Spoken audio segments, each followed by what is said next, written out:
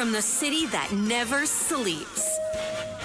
17 miles from Madison Square Garden, New York City. It's America at Night with Rich Valdez. America's favorite late-night talk program, featuring interesting guests from around the world and calls from across America. And now, here is your host, Rich Valdez.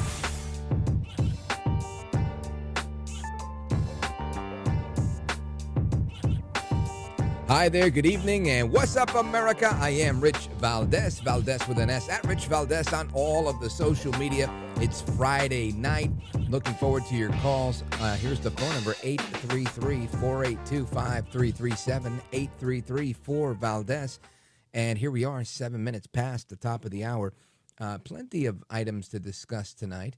Unlike some days this week, it was kind of slow on the news front, I'd say on Wednesday. But tonight, lots of good things here. Good, or you decide whether it's good or bad, but very interesting news. President Trump firing the commissioner at the Bureau of Labor Statistics. He accused the Biden nominee of faking data to boost Kamala Harris before her election. Now, I'll give you the scoop on this. The Department of Labor reported earlier that the American economy added 73,000 jobs in July, and unemployment rose to 4.2%, both of which fell very short of the expectations that were there. So this is the response from El Trompito, Donaldus Magnus. He says, I was just informed that our country's jobs numbers are being produced by a Biden appointee. I'll do the rest in my own voice because, I do me better than I do him. Dr. Erica McEntarfer. Yeah, I don't really know how to read. The Commissioner of Labor Statistics who faked the job numbers before the election to try and boost Kamala's chances of victory. This is the same Bureau of Labor Statistics that overstated the jobs growth in March of 2024 by approximately 818,000, and then again right before the 2024 presidential election, right? Those are the people that kept adjusting the numbers down. So, in August and September by 112,000. These were records. No one can be that wrong. We need accurate job numbers. I agree with that. I have directed my team to fire this Biden political appointee immediately. She will be replaced with someone much more competent and qualified. Important numbers like this must be fair and accurate so that they can't be manipulated for political purposes. McEntarfer, I hope I'm saying that right, said that there were only 73,000 jobs added, a shock, but more importantly, that a major mistake was made by them, 258,000 jobs downward in the prior 2 months. Similar things happened in the first part of the year, always the negative. The economy is booming under Trump, despite a Fed that also plays games, this time with interest rates, where they lowered them twice and substantially just before the presidential election. I assume in the hopes of getting Kamala elected. How did that work out, Jerome? Too late, Powell. Should also be put out to pasture. Thank you for your attention to this matter. Oh, man, he's a classic, El Trompito. So this is the latest. Now, how is this being reported elsewhere? Well, it's being reported by CNN as their top headline right now. Trump fires labor statistics chief over weak job numbers. Fed governor is resigning, opening a spot for a Trump appointee. That's good. And just 73,000 jobs added in July. Stunning downward revisions to recent months. So, listen, I can understand the president's frustration here. I'd be frustrated, too. Now, if there's any truth to it, then, everybody should be frustrated. But the reality is, we've been adding a very significant amount of jobs. There's all this money pouring in from foreign investments, all these countries that are agreeing to trade deals. The trade is continuing. Why on earth would jobs trend downward? Right? I mean, that's just my thinking. I'm not saying that there aren't people losing their jobs. There's always people losing their jobs. But one would suspect that as more money's coming into the country, that we would add more jobs, especially if there was a trend of jobs being added as to jobs being deleted, if you will. So I guess we'll find out more about this in the coming week. But stupid move if McEntarfer was fudging the numbers. Not a smart thing. Everybody's watching. Anyway, that's the scoop on that. Let me see what else we have. Oh, trade stuff. We were just talking about that. So Trump announced a new tariff rate for dozens of countries, today being tariff day, right? And again, felt like a normal day to me. The reciprocal tariffs went into effect. And, well, they should go into effect in 7 days, August 7th. The action comes there was a little extension. The August 1st deadline for signing the deals. They go into effect on the 7th. The rates laid out in the executive order that Trump signed from 10% as high as 41%, depending on whether a nation has reached an agreement with the U.S. and what the nature of that agreement is. Some trading partners have agreed to or are on the verge of agreeing to meaningful trade and security commitments with the United States, thus signaling their sincere intentions to permanently remedy trade barriers and to align with the United States on economic security matters.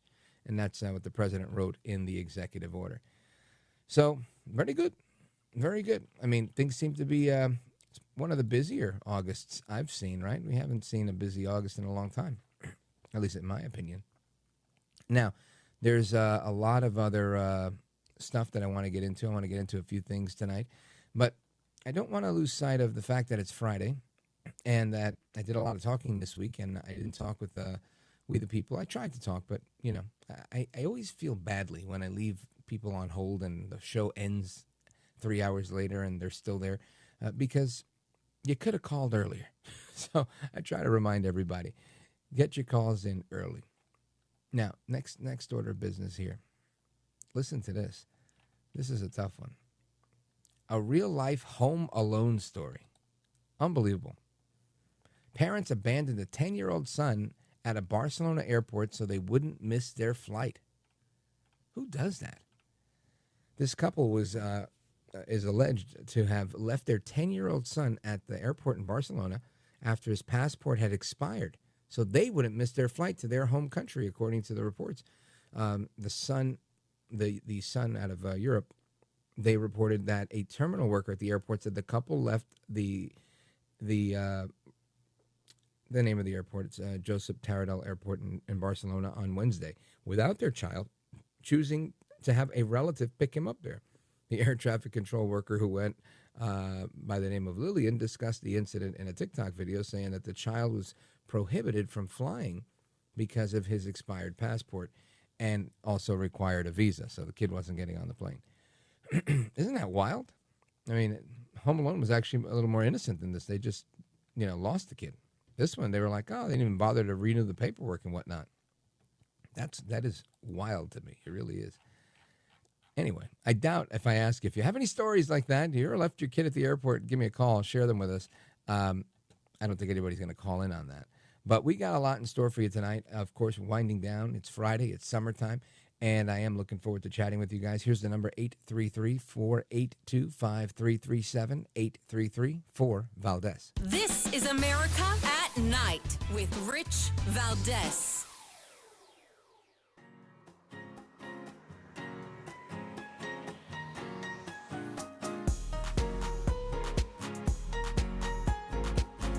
Well, thank you, Rich, and thank you for everything. I know you very well, and I listen, but I have a lot of people that listen, and they love your show, and I appreciate it very much. America at Night with Rich Valdez.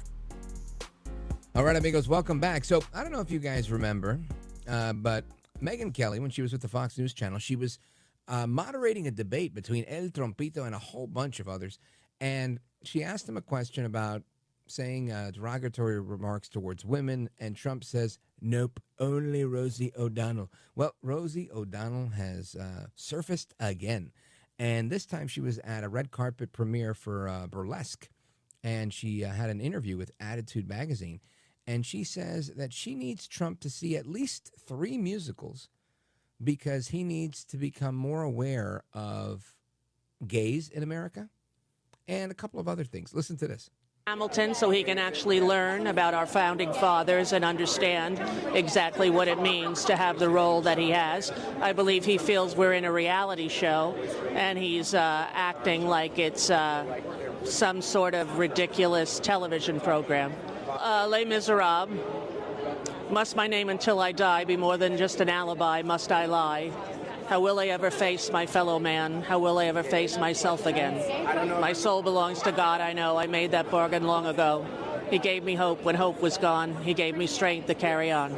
And probably the third one would be something like La Cage aux Folles, just so he could know how wonderful gay people are and stop his ridiculous marginalization of us. And I stand in unison with every gay person all over the world, and especially trans people who are being marginalized by this very abusive government we have now in the United States. Well, number one, I didn't know that trans people were being marginalized. I felt like straight people are being marginalized at the behest of the trans people, but that's a different story. I want to get some reaction to Rosie O'Donnell from comedian and impressionist and podcast host. He's the host of Ungoverned on LFA TV. Shawn Farash, welcome back, brother. Oh, great to be back, Rich. Always a pleasure to come join you. And, you're starting off with Rosie O'Donnell. This is like my wheelhouse. Yeah, absolutely. You mentioned it, right? Only Rosie O'Donnell. She's a terrible person, right? She's a terrible. We just went up to our Rumble channel, LFA TV, just had a meetup at the ARC encounter in Kentucky. And I did a little bit, because that's like they have like a life-size like rebuild of Noah's Ark, and I did a little bit up there with some of our viewers and listeners. We were, came to me. I said, I built the Ark with my own two hands. It was a tremendous thing, and they told me that I had to put all the animals on there. The only animal we didn't let on the Ark was Rosie O'Donnell. So we just had a good time with that whole thing. What a mess that woman is. I mean, Trump lives rent-free in her head. And, I don't think you have to look any further than her meltdowns on social media. She does this all the time. She's just a very unstable person. And Donald Trump, dominates her life, it seems. Yeah, it's funny to watch. And again, it's almost like... you got nothing else to talk about. Let's talk about Trump. What can you say about Trump? And I know the interviewers are trying to they're trying to get some better ratings and some good material. But ultimately, it's what you're saying. It's like, man, I don't think Trump goes to sleep, wakes up, ever even ponders what's going on with this woman. Yet she's doing red carpet interviews at a movie, and that's what she's bringing up. Not even the movie play, but she doesn't even bring up that play. She brings up some other plays. But I think it leads. The segue to the bigger story. It's that Democrats really, the only thing they have going for them right now is the fact that they are anti-Trump. And for a long time, that was a good game for them. It worked for them. But it seems like it's not the case anymore. Now, that's the only thing they have going. And that's one of the things that I don't want to say like makes me nervous, but it's one of those things that I like to push back on those folks who say, they have a 19% approval rating. Their party is collapsing. Well, here's the problem. Their 19% approval rating is higher than their approval of Donald Trump, right? I mean, Donald Trump, according to Democrats, is at 0. So these people are still going to vote, right? They're still going to vote in the midterm. So we have to make sure that we don't give power of the House back to them. But yes, you're right. The only thing that gets them unified is their hate for Donald Trump. They don't stand for anything. They just stand against one man. And it really is, like I said, I think that's run its course. I think a lot of people have just really developed what was originally maybe a distrust for the media and the Democrats, I think is now becoming more of like a disdain for the media and for Democrats. And this doesn't really bode well for them. Even Hunter Biden, right? Hunter Biden came out swinging in that profanity-laden interview he did, which I thought was really interesting, where he was, if I didn't know better, I would have thought that he was on our side of the political aisle because he was trashing Clooney and trashing all these other Democrats. And it seems like it's a feeding frenzy amongst Democrats right now. Yeah, he was quite animated about his feelings when it came to Jake Tapper, and I didn't have, 2025 has already been a wild year. I didn't have agreeing with Hunter Biden on my bingo card, but he said Right. something that I agree with, which was, that Jake Tapper is essentially a fraud. And yes, I mean, that is the truth, right? But I guess I agreed with him on a technicality, and I'm not going to go out there and say that the enemy of the enemy is my friend. I don't think Hunter Biden is my friend, but I mean, credit where it's due. He called out a fraud, and I can't disagree with him on that point. I do think you're right. A lot of people, the trust in the media, the trust of the left is extremely strained right now, or as you said, has run its course. You look at, they had 4 years, they had the House, they had the Senate for the first two. The Democrats did, right? In between 2021 and 2025. And things got worse, right? The trajectory of the country went in such a way that people were not happy. So I don't know how the middle is still going to feel in 2026, but the left themselves, they'll be motivated. But the middle, I don't know. They may have post-traumatic stress disorder from giving, the Democrats all that power. That's funny. Folks, we're on with Shawn Farash. He's a comedian. He's an excellent impressionist and, of course, the host of Ungoverned on LFA TV. Great podcast. You can check out the video podcast on Rumble. It's a great show, and I recommend you checking it out. Matter of fact, the last time I saw Shawn Farash, we were in our studio in Nashville, and that's where he's at. What's going on in Nashville these days?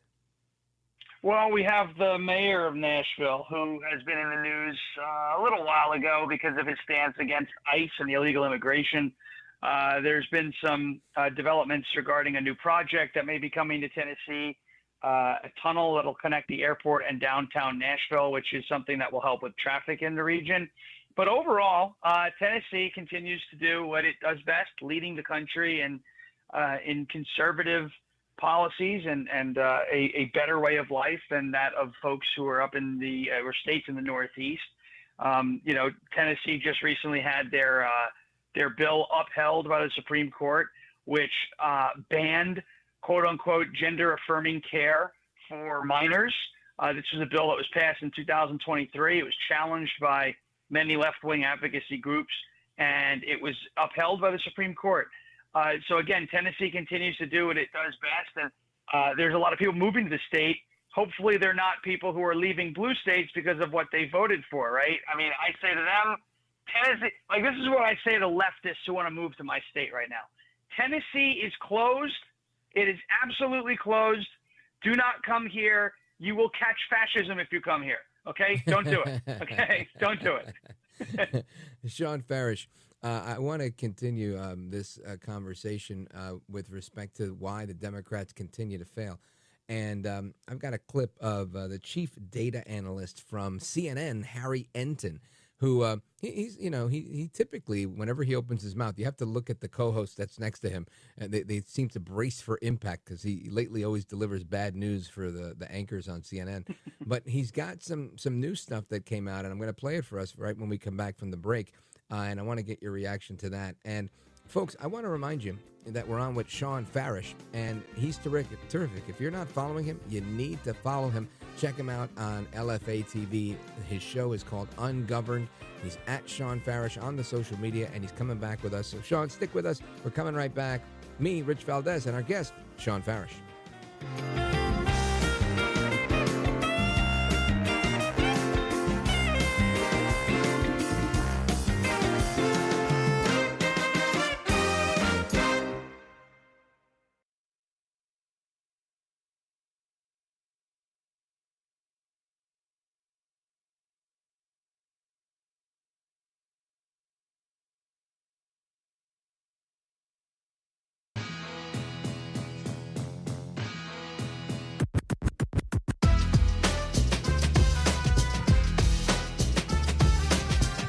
I want to say thank you for what you do. You people speak the truth. America at Night with Rich Valdez. Democrats at this point are historically divided. It is a complete and utter mess. It is messier than a hoarder's basement. What are we talking about here? The national early poll leader, 25% plus. Normally, that's where Democrats are. Biden was at 25% plus in 2020. Hillary Clinton was in 08 and 16. Gore was in 00 and 04. At this particular point, there is no one in the Democratic race for president who's polling at 25% plus. The water is quite warm. If you're a Democrat potentially thinking about running in 2028, jump right in, because at this point, there is no front runner. What do you think? Is that because how people view the Democratic Party right now, is that contributing to this? Yeah, I think that is in large part of what's going on, is one of the reasons why there is no front runner. Nobody wants to put anybody up at the top of their ballot list, is because at this particular point, the Democratic brand is in the basement. It is total and complete garbage in the mind of the American public. The Democratic Party's net favorable rating, record lows in all three. Wall Street Journal, 30 points underwater. CNN, 26 points underwater. Gallup, 26 points underwater. And that is being driven in large part by discontent within the Democratic base. The Democratic base wants something different. We'll ultimately end up seeing who they choose. It'll be quite the thing who ultimately gets the rose. That's CNN chief data analyst Harry Enton. And I want to bring our guest back in, Shawn Farash. He's the host of Ungoverned on LFA TV. It's an amazing show. You got to check it out when you can, as well as being a solid comedian and great impressionist. He does a killer Trump impression. Shawn Farash, you just heard Harry Enton, and he's talking about, how this is wide open, the field for Democrats. Kamala Harris was just promoting her brand new book that says why she failed in her presidential campaign and blaming it on a broken system. And she went on with Colbert, and she's doing her national tour to, the mea culpa here, and it's not her culpa, it's everybody else's. What do you make of all this? Well, first of all, I don't think Kamala Harris wrote that book, but that's a whole other story. I mean, I think, and it's fine. It's commonplace for people not to write their own books. They have ghostwriters, et cetera. But if there was anybody who definitely didn't write the book, it was Kamala Harris. This is the person who, when the teleprompter went off, got stuck saying 32 days a bunch of times. So, this is not the brightest bulb in the box, as many people would like to say. But, I think it's interesting. Democrats looking for something different. It's in the data. It's clear that they don't approve of where the party is. And then it is faction. There are different types of Democrats out there right now. There's obviously the far left. There's the moderates like James Carville that are, I believe, fewer and far between.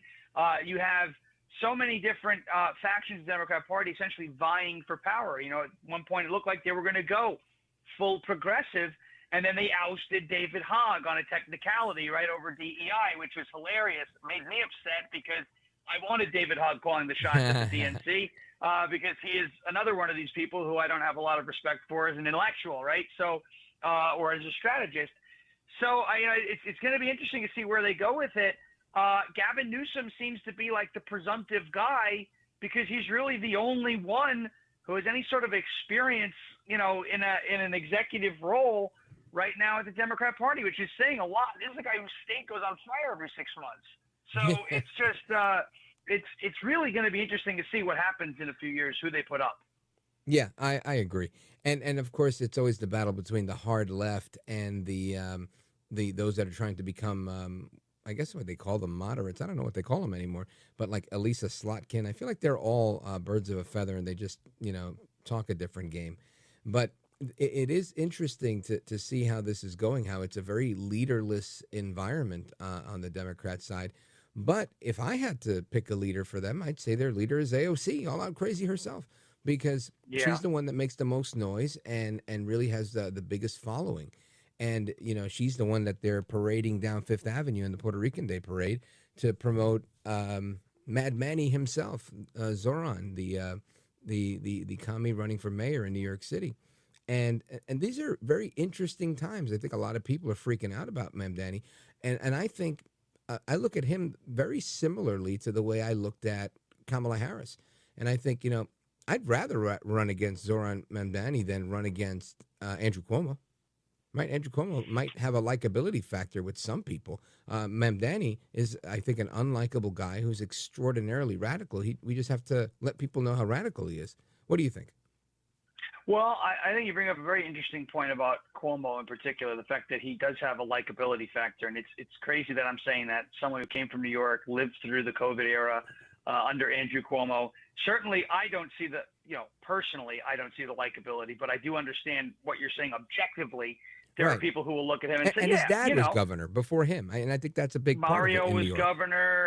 Mario was governor, Mario Cuomo. Mario also wanted to be the mayor of New York City. It never happened. So there's a little bit of motivation there for Andrew Cuomo to try and avenge his father's, failures, et cetera. But I think the biggest thing that's going to happen in New York City right now, Cuomo is going to run as an independent, and he's actively campaigning. If he does indeed run, or it runs an active campaign, there's polling that shows that he could beat Mamdani if Eric Adams drops out of the race. Okay. And the reason is what you just highlighted. There is a likability factor to Andrew Cuomo. There's a bit of kind of folks who will look at him and say, well, he was bad during COVID, but he's still kind of moderate in comparison to Zohran Mamdani. I think Andrew Cuomo has got his eyes set on either 2028 or 2032. If he does win this mayoral election, which will be tough for him to do, I think he's going to roll that momentum into a presidential run in the future, which scares the daylights out of me because I just want him to go away. And it seems like every time we think we're done with him, he comes back. Well, I don't want to say it, but stuff you don't want to catch. Let's just put it that way. He's somebody who, as you mentioned, does have that slyness about him, that little bit of likability, and unfortunately, people haven't learned to see through that act yet. Yeah, well, and I say that, with a grain of salt, right? In comparison to Zohran Mamdani, I don't think that people meet him. Maybe some young people think he's cool because he puffed his chest and yelled at Tom Homan, but I don't necessarily think he's, If I had walked into a bar and I could have a beer with either of those guys, I'd probably have it with Curtis Sliwa. But definitely, I would definitely have the beer with Curtis Sliwa over any of the other clowns that are in New York, for sure. I think he runs circles around all of them. But with Cuomo, I think it would be at least, and I would ask him questions. Did you not think they were going to kill the old people? Like, I think I could have a conversation with him. Whereas opposed to the little guy, I think he'd get offended and either, cut and run or just start yelling at me, trying to obfuscate from answering any questions. Same thing with Adams. I think Adams would laugh and shrug it off, and he always does when he gets challenged. So I think it's just an interesting thing. At the end of the day, none of them, they're all the same, in my opinion. One might be a little more radical than the other, but really it is a little bit more radical than the other. The only one that provides any contrast is Curtis Sliwa. And I think in a time like this, where you've got a woman getting set on fire on the train in New York City, you've got these shootings, you've got stabbings that have occurred in Times Square, the massive recruitment of Tren de Aragua and other offshoots of it that came right out of the Roosevelt Hotel, which Eric Adams funded. I think it's wild to think that New Yorkers aren't going to revolt this time around.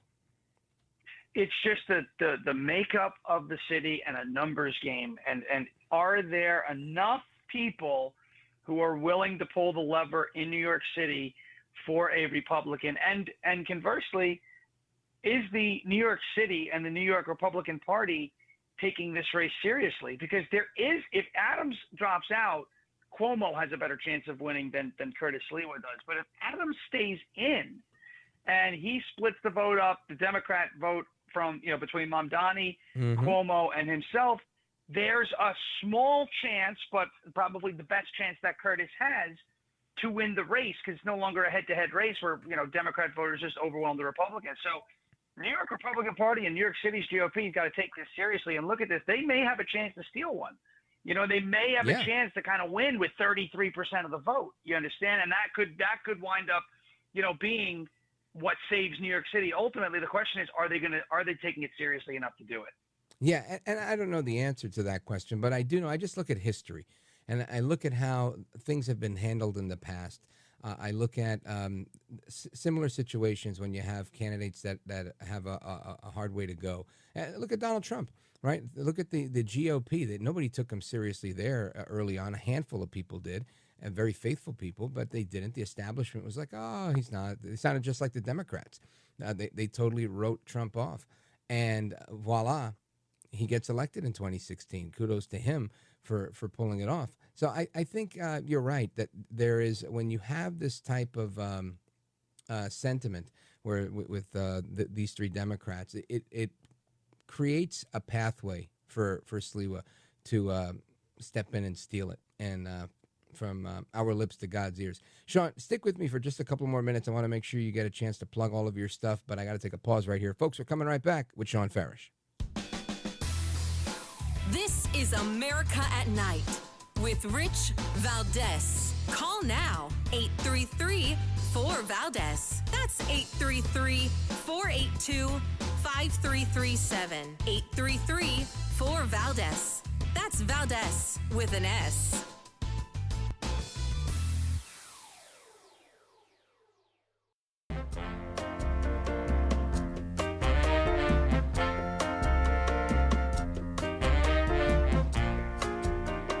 Call now, 833-4-VALDEZ. That's 833-482-5337. 833-4-VALDEZ. That's Valdez with an S.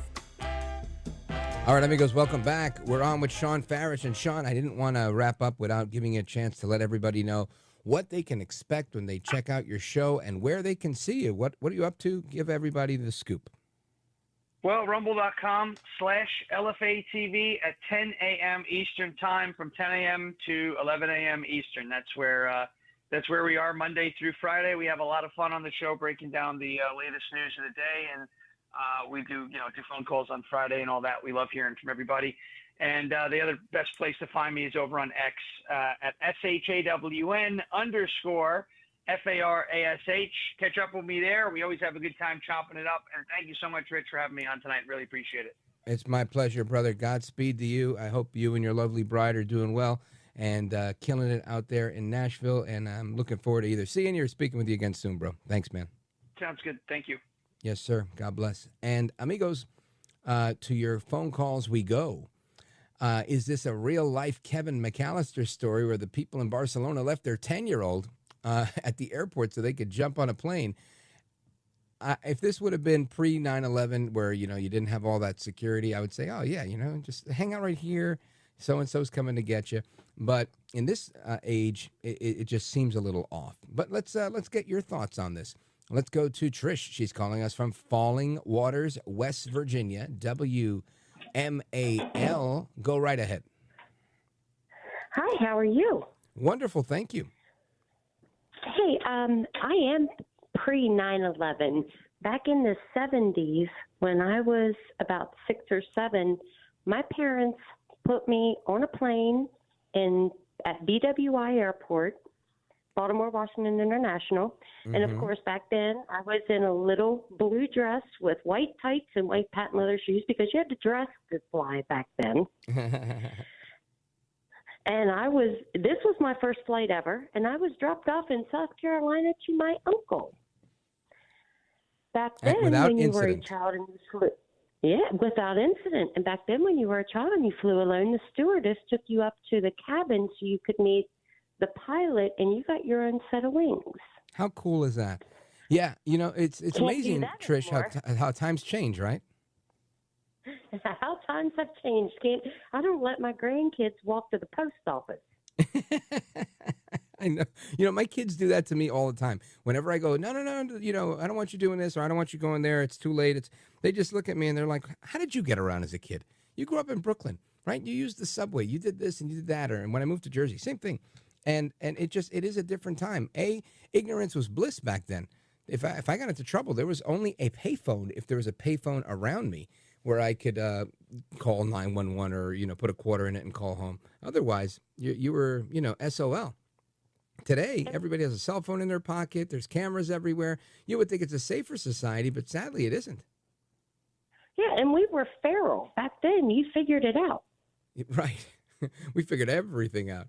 It really is amazing how times change. Trish, thank you for the call. I appreciate it. It was a nice little trip down memory lane, and maybe we'll get back to that one day. Who knows? I'm a little bit of an optimist. I appreciate it. Shout out to WMAL and to Trish for her great call. And we're coming right back with the rest of your calls and more straight ahead, talking about everything from the jobs report, firing the Department of Labor, Bureau of Labor Statistics, commissioner, and everything else that we've been talking about tonight. So give me a call, 833-4-VALDEZ. This is America at Night with Rich Valdez.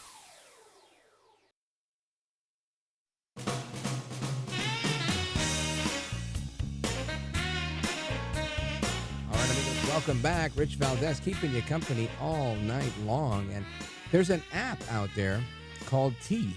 You might have heard about it. And this Tea app, TEA, like the drink, like the leaf. And the Tea app is a place, as far as I understand it, is a place where men and women, women can go to complain about men. And sometimes these are guys that are, players, and they have multiple girlfriends and they're lying about it or whatever.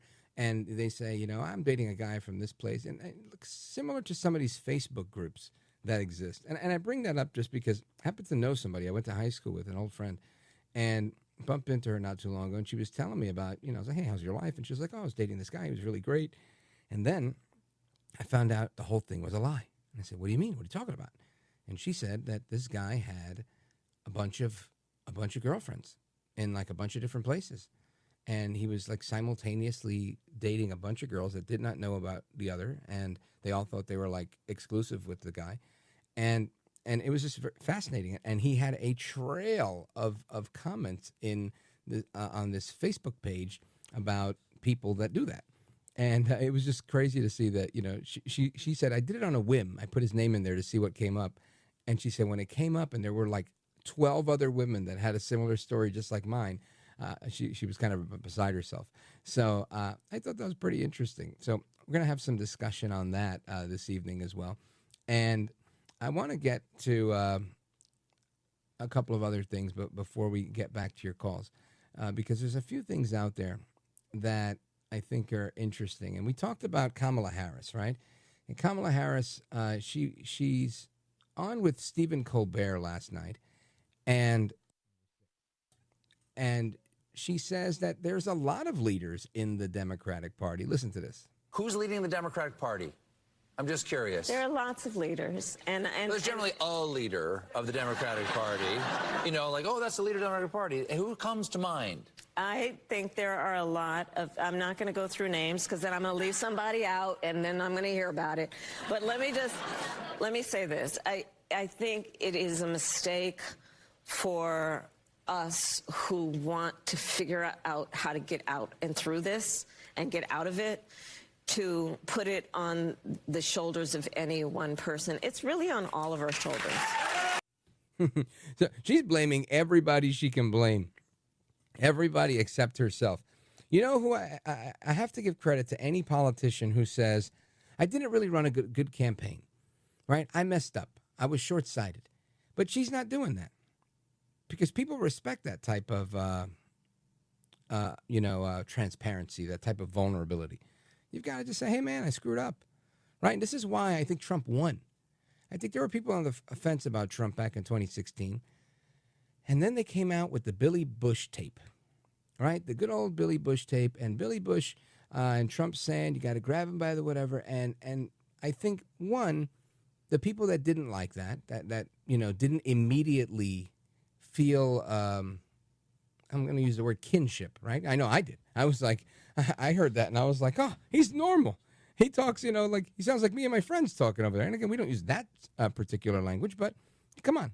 Guys say funny things, right? Usually cracking jokes about how less than manly your boys are, right? That's usually what it is. But my point is, it made him very real. And I think for the people that were offended, I think they gave him a chance when he said, hey, my bad. So anyway, Kamala Harris, I think you need to say that you messed up and you ran a bad campaign if you want a shot at this. Let's see what happens.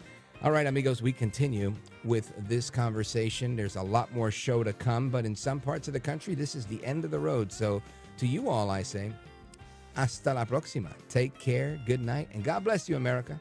I'm Rich Valdez.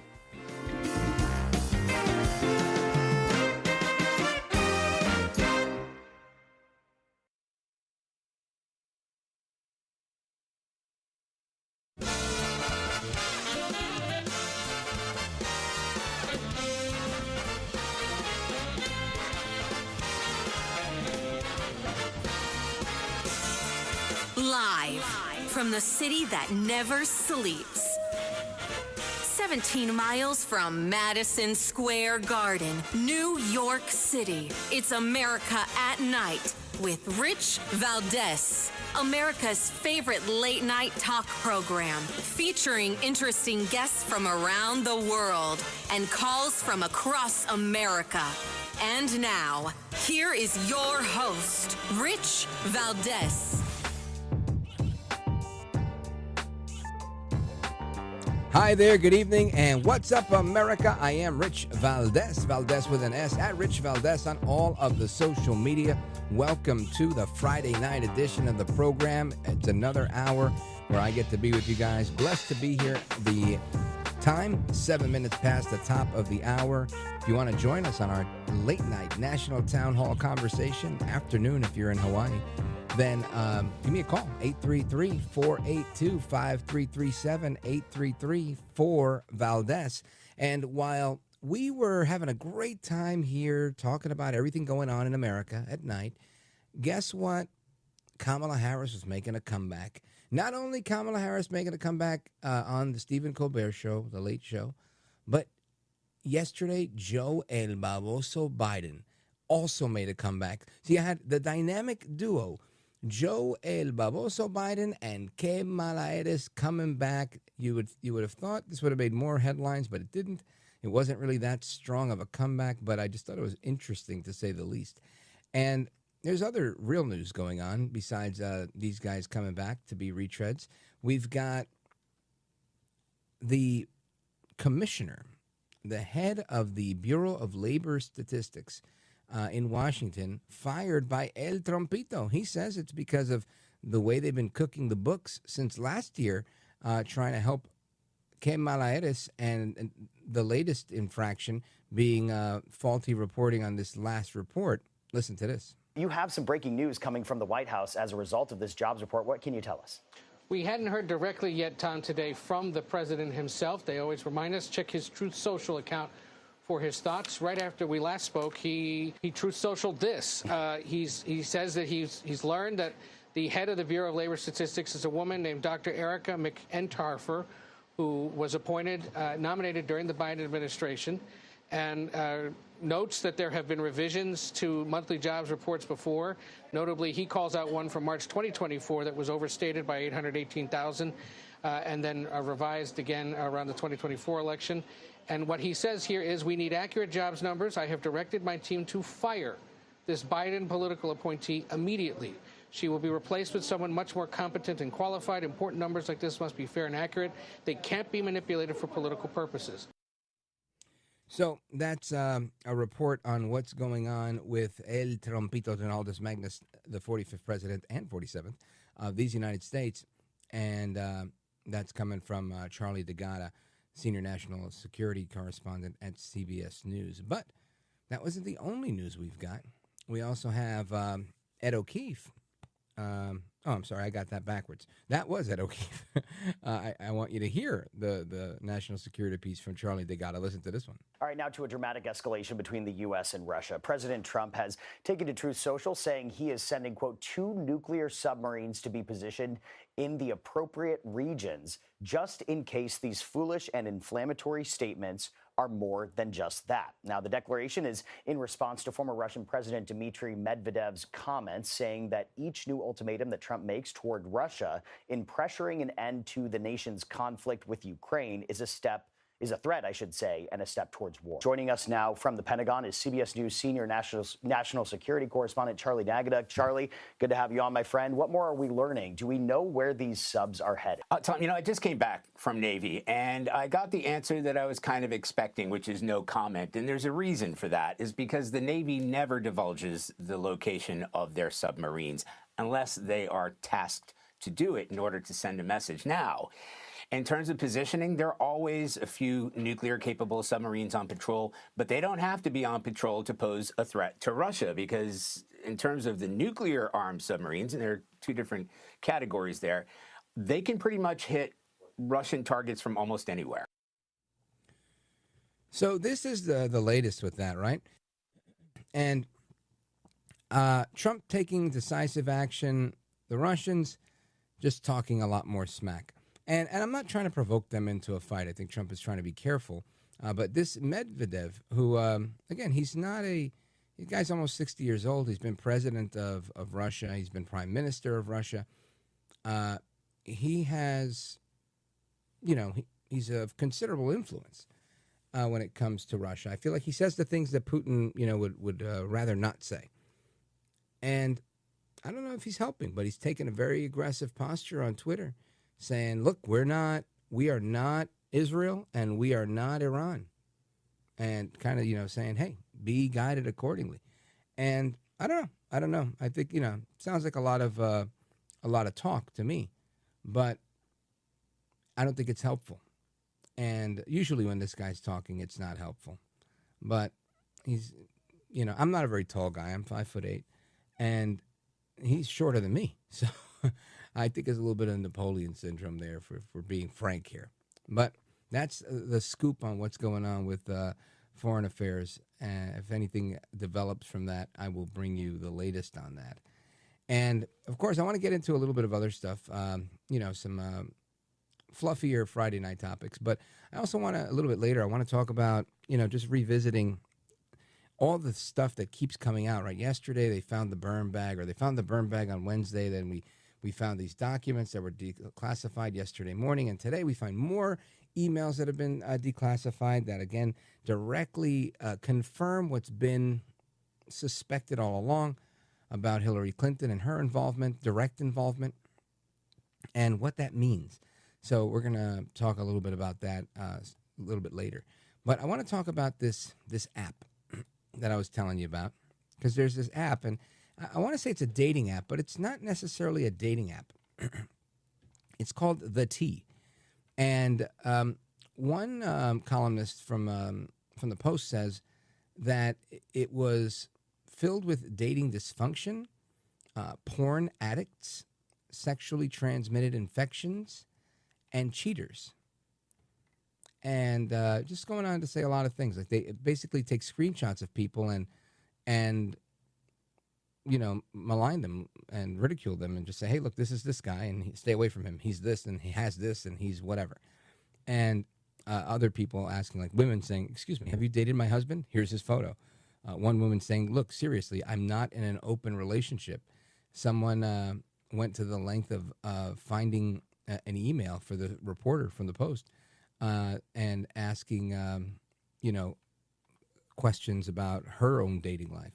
I mean, just a lot of interesting things are happening on this app, but it's really a place to out people, right? If you had a bad experience on a date, but it's not open for everybody. It's only open to women. And this has been, criticized by some, saying, what if it were the other way around? What if this app were only open to men? And men were going on saying, oh, this girl was terrible. She, she ordered 2 entrees instead of 1. She wanted to have dinner for tomorrow to go. What does she think I am? Imagine if there were an app like that. And I don't know if there is one or not, but I was in the barbershop today, and yeah, I know. I go once a week to get a hot towel shave. And my buddy's telling me about, there was an app like this once, and they immediately called to have them canceled. So I thought that was very interesting, how girls can have an app where they beat up guys, and that's okay, but guys can't have an app where they talk about girls.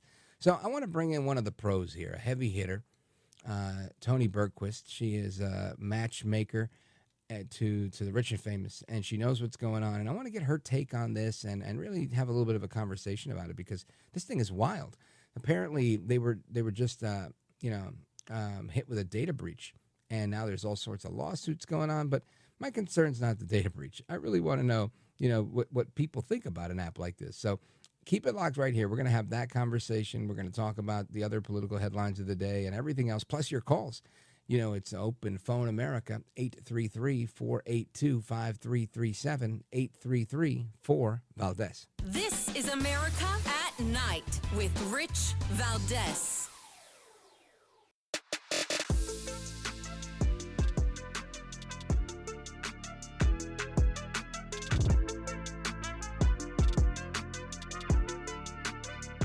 By the way, your ratings are up. Congratulations, handsomely. It's always nice to check.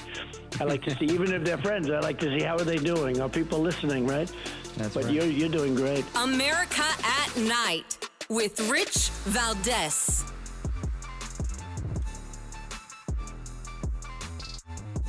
Let's talk about the T-App data breach. T is an app designed for women to share information about men they've dated or men they're interested in dating. To do things like background checks, reverse image searches, check criminal records and sex offender registries, and to talk to other women about experiences they've had. Basically, it's an app to anonymously review men. Critics say it invades men's privacy. Proponents say it helps keep women safe. In fact, T's website says its founder created the app, quote, after witnessing his mother's terrifying experience with online dating, not only being catfished, but unknowingly engaging with men who had criminal records. T launched in 2023, and last week it went viral, skyrocketing to the top of Apple's App Store in the US, becoming the most downloaded free app on there. The company says 2.5 million new users signed up last week alone. And now it's been the target of a data breach that the company says included sensitive DMs and photos of users' driver's licenses. So that's the scoop on the T. Now, I want to get to the bottom of this because one would think, hey, if you can land a date, maybe that's why it's so downloaded. But it seems all you have are a bunch of what we would say in Spanish, bochincheros, right? Just a bunch of chimosos, people that are really gossipy. You can't land a date there. All you can do there is badmouth somebody or read, get the tea, as they say, on what's going on. So I want to get to the bottom of it with professional matchmaker Toni Bergquist. She's the founder of OurExclusiveAgency.com. It's a matchmaking agency, and she's with us now live. Toni, welcome. Hey, how are you? Wonderful, thank you. So talk to me about your thoughts on this T app and if it's helpful. No, I think this is disgraceful. I don't like any of what I'm reading about this app. I don't like the dating apps at all anyway. The fact that you can have an app where you can, one, I don't think it sets a good precedent for humanity, like going in the right direction. Because go ahead. If you have a bad date with somebody just because you have maybe a negative, or maybe it's just somebody you don't like, how do you know that any of this is truthful? Right. I think that's the question I'm asking is that's somebody's very subjective opinion. Maybe they don't like you. Maybe you remind them of an ex. Maybe who knows, right? Different customs, different things doesn't really mean you're a bad person. It just means that person didn't like you. So I don't know that that's helpful. But is this something that you're seeing more people get involved in as a professional matchmaker? I've never heard of this app. I think it's weird that it came out of nowhere. It's been around since 2023. Within a week, it hit the top of the Apple Store, #1 downloaded app, and then there was a data breach. All in 1 week. That's suspicious, isn't it? Yeah, it seems. I thought the same thing when they're saying that it blew up this week, and then there's a data breach. I could see how people have interest maybe because of the headlines. But I think you're right. So when people are out there looking for love, when you're doing what you do professionally, and a client comes to you and says, "Hey, look, I've tried the dating apps and I'm not having any success," what do you recommend to them?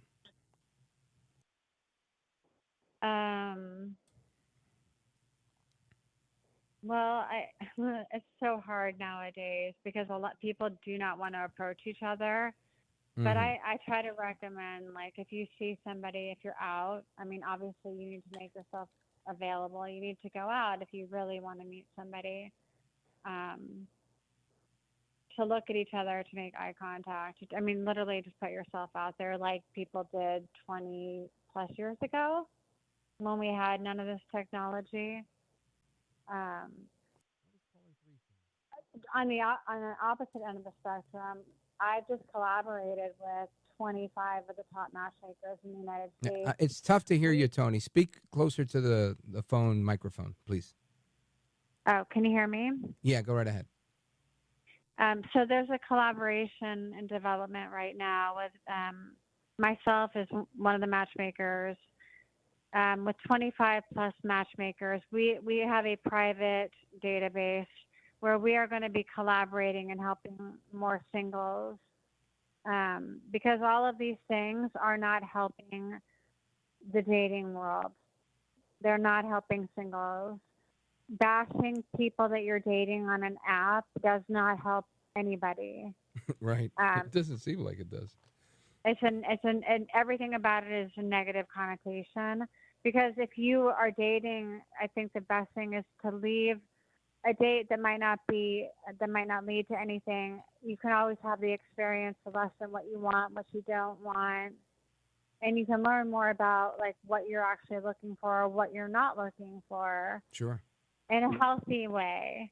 But if you're on an app, gossiping with other women about men that you've dated, it's destructive. I don't think it's humanity healing or heading in the right direction. All of this does not help humanity, because I don't believe that dating apps are meant for people to meet and get off of them, like they say. Like the taglines are like, we don't want you to be on this. We want you to. Right. What do you think they're for? If they're not, but they want you to be on it forever. Right. Yes. That makes sense. Yes. People don't typically want a customer only for a little bit.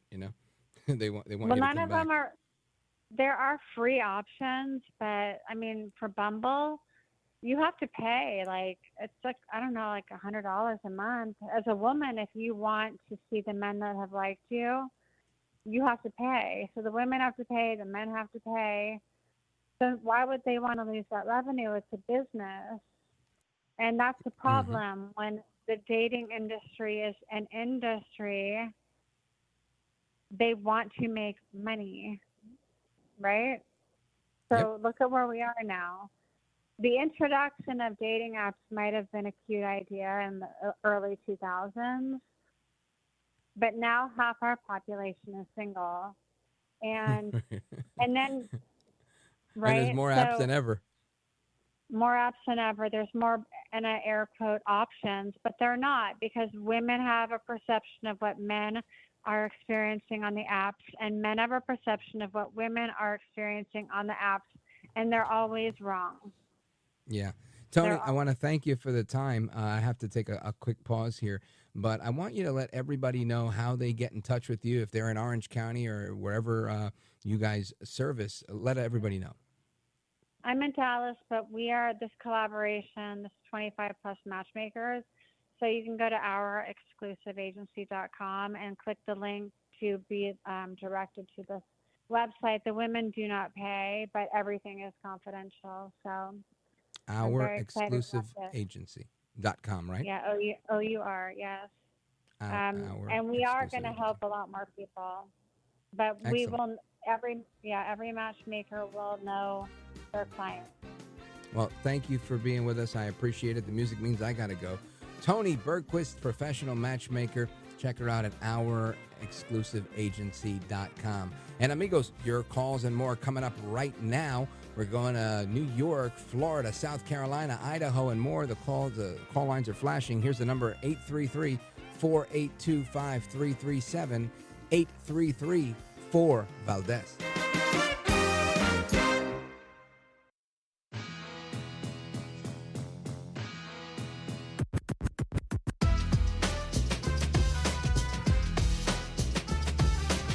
After the guest leaves every night, we're doing open phones, kind of at the heartbeat of America. And you sit there in this radio studio, and suddenly you hear voices. Mobile, Dallas, New York, Miami.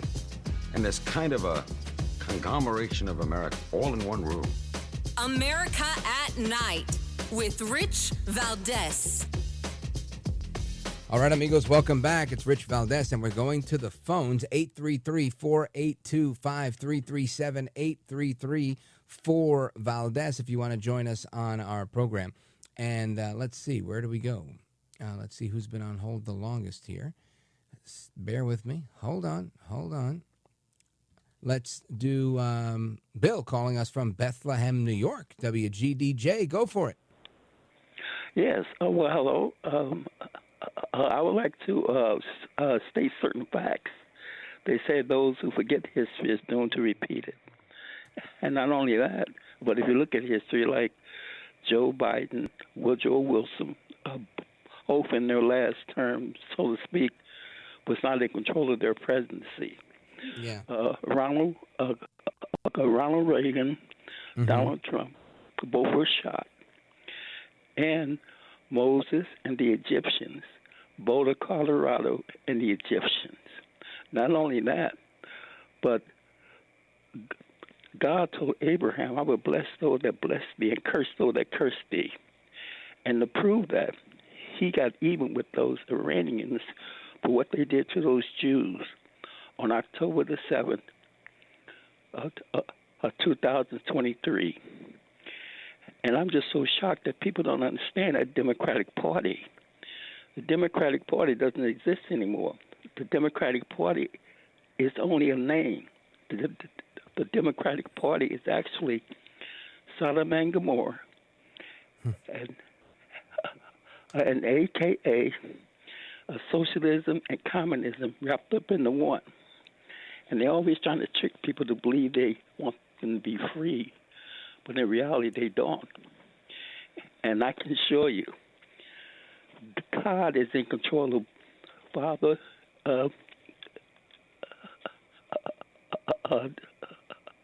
Mother Nature and Father Time. So as the old saying goes, if Mother Nature don't get you, Father Time will. And being that God is in control of both of them, in due time, he's going to get even with those people who hurt other Jews on October the 7th, 2023. Yeah, listen, I love the line that you just put out there. The if Mother Nature doesn't get you, Father Time will. I think that's great, and I think you're right. God is a just God, and he does what he has to do. Right? He comes. I'm just trying to remember this verse that comes to mind that, it rains on the just and on the unjust. And while Jesus came to fulfill the law, right? He's the fulfillment of the law, and he's not here for vengeance per se, but judgment still remains the Lord's because he is sovereign and he's almighty and he's fair. So you're right. Those that have done what they've done, whether it be to the Jews or anybody else, everybody's going to pay the price for what they did. Those that are, haven't received that redemption from Christ and asked for that forgiveness. So at least those are my thoughts, my beliefs. That's how I was brought up, Bill. But thank you. I appreciate that. And you gave me a nice refrain there that I think I might have heard only once before, but I won't forget. That's for sure. Bill in New York, WGDJ. Thank you, my brother. I appreciate it. Let's see. Where do we go here? Let's go to Craig. Craig's calling us from Ormond Beach, Florida, WENG. Craig, go right ahead. You're on with Rich Valdez. Thanks, Rich, for taking my call. Yes, sir. I wanted to talk tonight a little bit about what's really been bothering me about the shootings in New York City. Took the lives of 4 people. The police commissioner, now, this is the second attack in Midtown during daylight. And the conservative radio stations have taken off on this, why we need police and everything else. This is fine. But something bothers me about this whole thing. I want to know with this police officer, if he was acting as a security guard or a city of New York police officer. Now, right. Yeah, I don't know.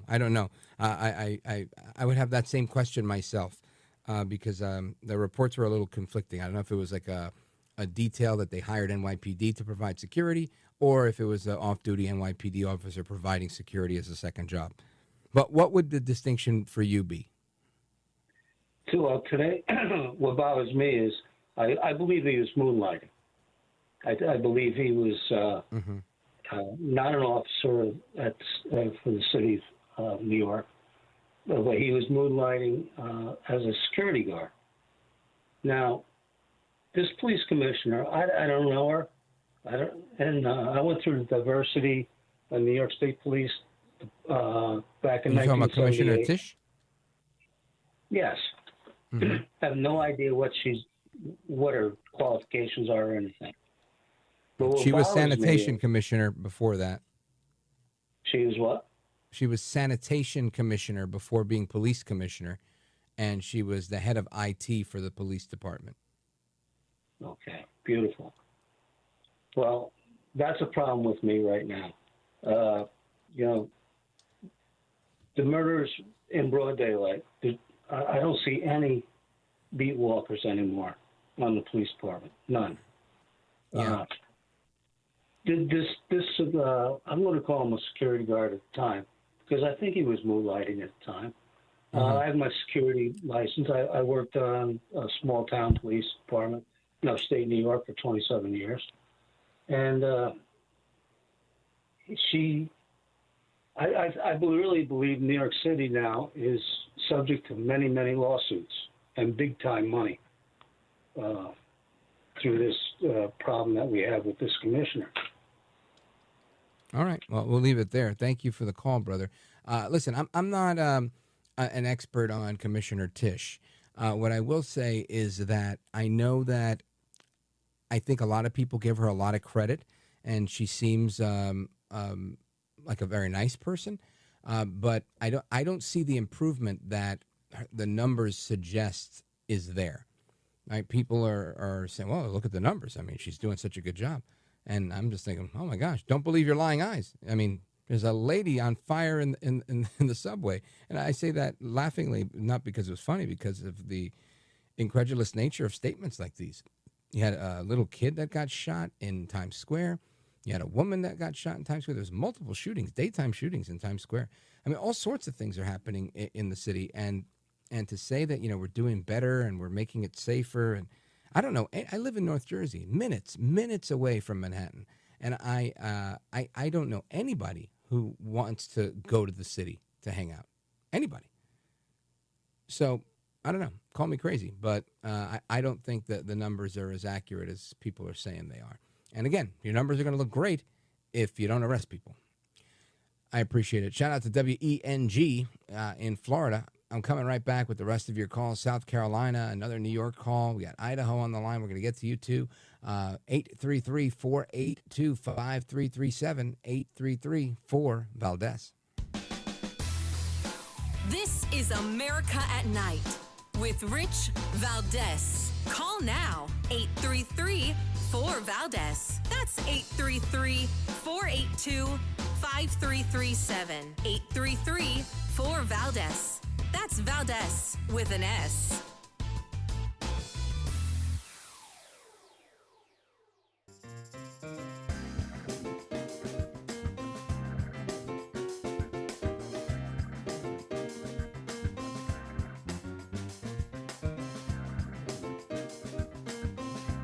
Call now, 833-4-VALDEZ. That's 833-482-5337. 833-4-VALDEZ. That's Valdez with an S. Our revelation that the mainstream media is ignoring.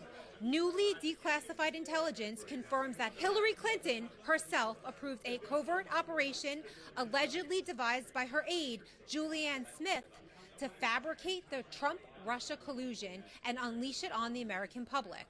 This wasn't politics as usual. This was a coordinated plot to deceive voters, interfere in a U.S. election, and cripple a duly elected president. Democrats love to scream about threats to our democracy, yet here we have the real threat, a calculated disinformation campaign designed to undermine the very foundation of our republic. Julianne Smith, the co-architect of the hoax, was later rewarded with a Biden administration post. That's not justice, that's corruption institutionalized. And Hillary Clinton, she holds no office. Therefore, she has no presidential immunity, though you can bet she sure wishes she did. And I'm sorry that we did not win this election. Do you think that the DOJ will investigate Hillary? Will justice finally be served? Will they finally lock her up?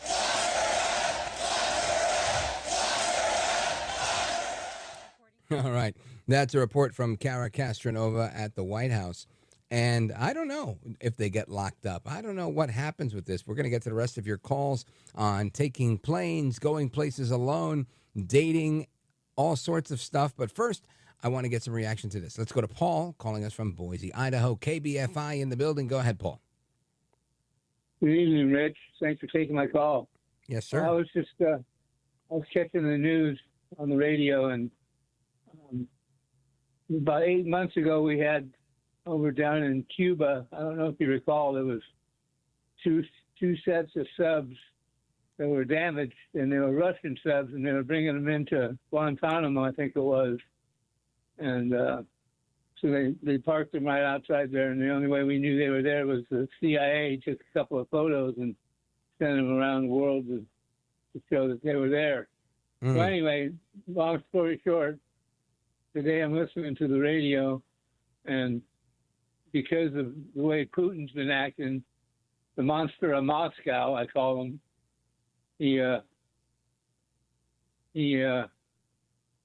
Trump did one up on him. He sent a couple of subs over there and put them where everybody could see him, I guess. Yeah, well, it definitely seems like Trump's taking a more offensive posture here, from what I could see. I like it a lot. Yeah, based on what Medvedev is saying, the former president, who's now like their national security advisor or some similar type of post in Russia. Yeah, I don't know. I don't know where this goes. I think we see this type of thing. I'm that guy that has been so jaded by the little boy that cries wolf that I'm just like, whatever. Yeah, but I'm working on me. I got to make sure that we can't write everything off. And listen, I don't think Russia wants the smoke, and I don't think we want it either. I think it's legitimately we want this war to end and just stop with the games. And that's the part where we have the disagreement. Paul, thank you for your call, my brother. Shout out to you. Have a great weekend. God bless you. And let's continue. I want to go to Mel. Mel's in Albany, New York. WGDGJ, excuse me. Mel, go right ahead. Good evening, Rich. I'd like to talk a little bit about the woman you had on the dating apps and her matchmaking philosophies, really. I've been dating for a long time. I'm happily married now, but I remember dating back in the 70s when you had the personal ads in the newspaper. You have to write an ad. Oh, yeah. Newspaper, you'd print it, then somebody would copy down your number, write back and forth. Then they came out with the dating apps, which I actually think were a decent way to start meeting people because of the sexual harassment that you could be called on if you ask somebody at work, say, that you would like to take them on a date. They didn't like that. Unless you're a teacher. Teachers are allowed to do that for some reason, and nobody else is. Yeah, not the teachers that I knew. But anyway, so I did find the apps very, very helpful. The app that's out there now about slamming men, women are just as crazy as guys are. I mean, I heard, the men with some of the phone calls that they would make to some women that I would date, they'd let me listen to their phone call messages, and they were just ridiculous. But I went on several dates where, women thought you go on one date and you want to get married. And I'm like, relax. I had a cardinal rule where you didn't have sex for at least 3 dates because you throw sex into the mix and all the emotions change. That everything starts getting crazy. So with that, we just both sides need to be careful as far as that. This app about slamming men, come on, women are just as crazy as men are. I've talked to you about this once before, that there's a documentary out called The Red Pill. Men have to see that documentary. It was on Netflix. Buy it, pay for it, whatever, to make you really kind of a informed consumer on dating and relationships. Really good. I'll check it out. Matter of fact, that's what I do every Friday after I wrap up the show. I watch a documentary or a movie about radio. I find an old radio movie. It's kind of like a thing I do. But thank you, brother. I appreciate it, Mel. Thanks for calling in again. And Yeah, I think you're right. A, I think your rule of 3 dates is highly encouraged. And B, I think that you're right that people can get wild on both sides. And there's a reason why we've not done this before, right? Where we haven't just started outing people. I mean, gossip will always exist. But when you start putting it out there like that, it's only a matter of time before A, somebody gets hurt. B, you see this type of data breach stuff. Or C, you get sued. And the guy that you're trying to roast over here, gets an injunction against you and says, no, you're not allowed to talk bad about me anymore. And I'm sure that's coming, because a lot of these communications that they're posting are screenshots where they would have thought that they had an expectation of privacy. It wasn't like this is something that, like them at dinner in the restaurant, right? A lot of this stuff is what they considered to be private. And it just doesn't seem like the right thing to do. But I'd love more thoughts on this because, I'm sure some women think it's the safe thing to do. If this guy's a creep, then I want to know. So, I don't know. We will continue with your thoughts, your calls, your reactions. South Carolina and more calling in right now. Don't go anywhere. This is America at Night with Rich Valdez.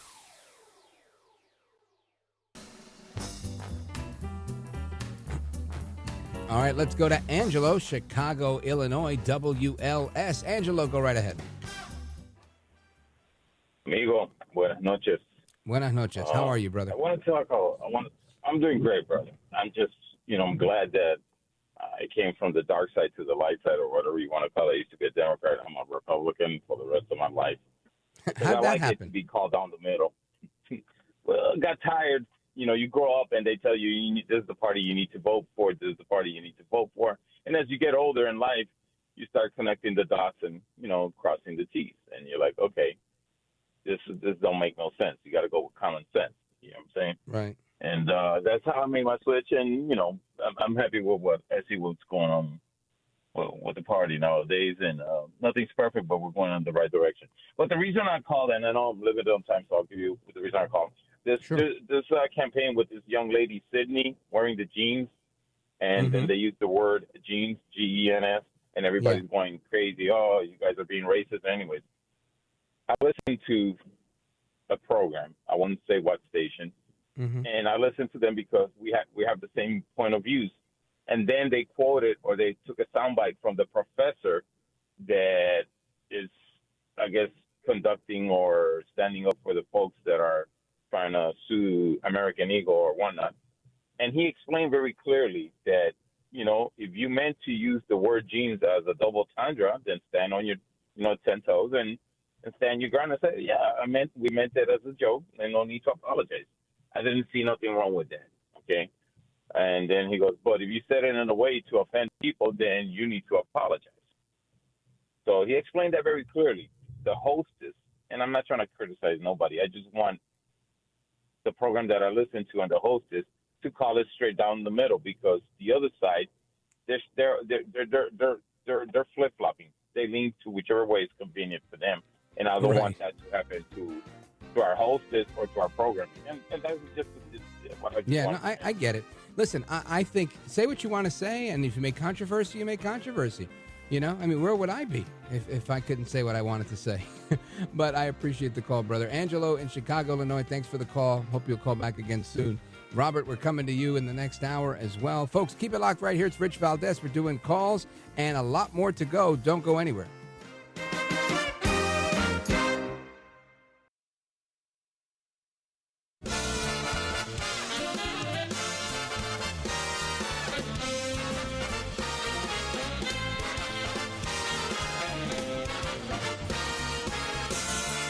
Live from the city that never sleeps. 17 miles from Madison Square Garden, New York City. It's America at Night with Rich Valdez. America's favorite late-night talk program, featuring interesting guests from around the world and calls from across America. And now, here is your host, Rich Valdez.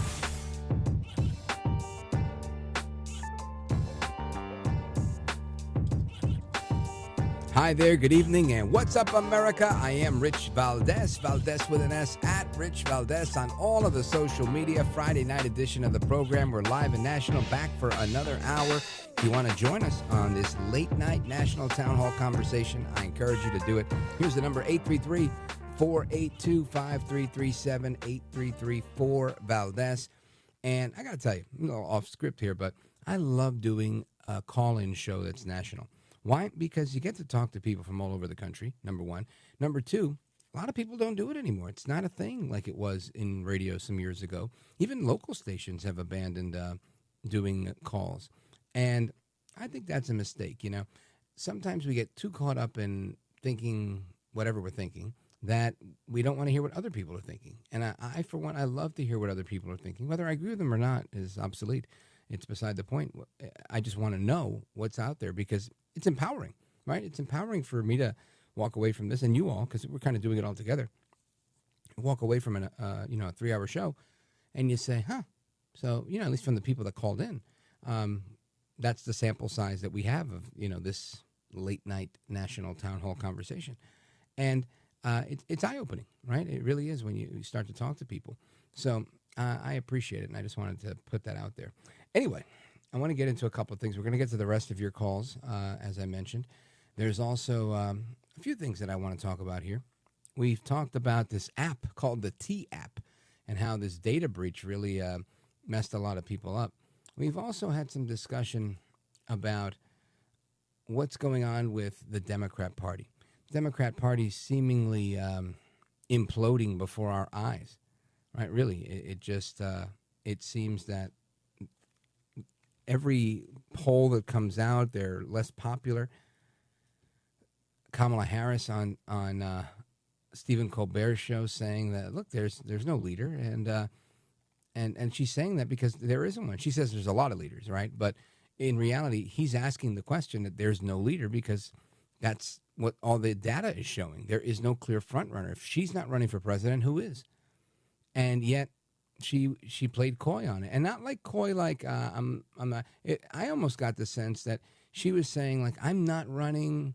Well, I guess unless you make me run, and that's the part that I think that will should scare most Democrats. But I got a clip here, and I want you to listen to Kamala Harris selling her story here with Colbert, and he says, "You warned us about Trump." Listen to this, cut number 8. I just want to remind everybody, you warned everyone about the future under our present president. You said he would prosecute his political enemies. He would cut Medicaid, Medicare. He would ignore court orders. He would alienate our allies.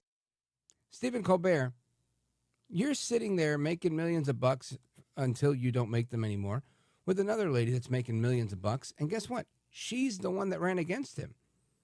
I would say if he was prosecuting his political opponents, his political enemies, wouldn't he start with her? What about Joe Ed Barroso Biden? Why not him? So the reality is what you're saying is not true. He's not prosecuting his political enemies. He's prosecuting nobody. The Department of Justice is looking into certain things, but nobody's being prosecuted.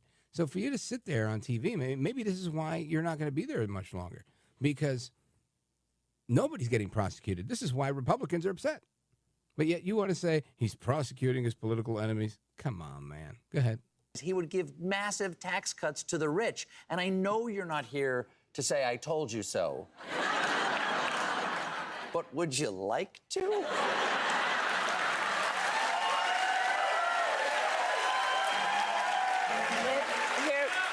But let me just say this. You are correct that I did predict a lot of it. But, Stephen, what I did not predict was the capitulation. I didn't predict that. People would roll over for this president. I didn't see that. I didn't see that coming.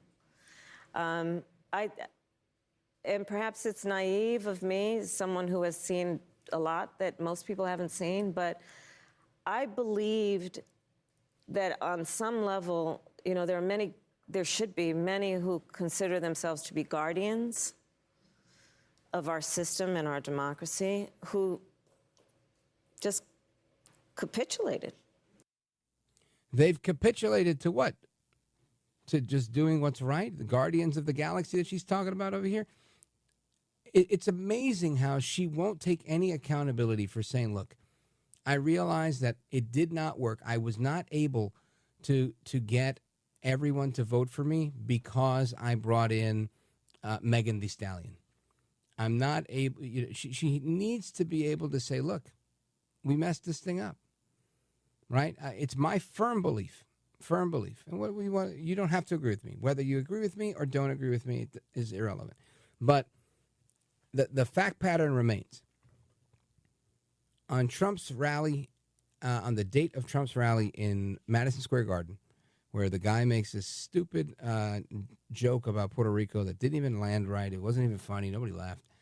And her visit to the most Puerto Rican section of Pennsylvania, the big battleground state that she needed to win in, to me, that came as no coincidence. Now, I do sleep with a tinfoil hat on while I'm, going down the rabbit holes of the conspiracy theories. But the reality is either it was political serendipity and an act of God in her favor, or somebody knew something about something and got that comedian in there to make this stupid joke. Bottom line is, it didn't work for her. And she should acknowledge some of these things. She should say, look, we could have done a better campaign. We needed to stand for something instead of telling you how bad Trump was. Right? They're still talking bad about tax cuts.